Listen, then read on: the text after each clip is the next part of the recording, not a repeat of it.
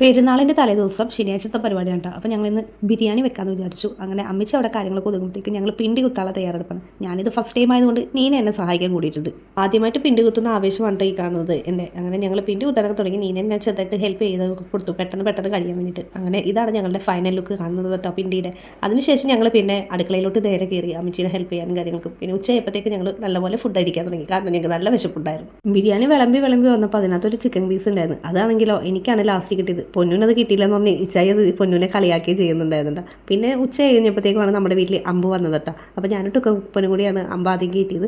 അതിനുശേഷം തൊട്ടടുത്തുള്ള വീട്ടിലോട്ട് നമ്മൾ അമ്പ് കൂടി കുടിക്കുന്ന ചടങ്ങാണ് ഉള്ളത് കേട്ടോ. ഞാനാണെങ്കിൽ ട്രീസ ചേച്ചിയുടെ വീട് വരെ പോയുള്ളൂ അമ്പിൻ്റെ കൂടെ. കാരണം അമ്മിച്ച് ഒറ്റക്കായതുകൊണ്ട് ഞാൻ ഇങ്ങോട്ട് തന്നെ പോകുന്നു. അത് കഴിഞ്ഞിട്ട് വൈകുന്നേരത്തെ പരിപാടി എന്ന് പറയുന്നത് ഞാനും പൊന്നും കൂടിയാണ് അമ്പ് പള്ളിയിലോട്ട് കൊണ്ടുപോയത്.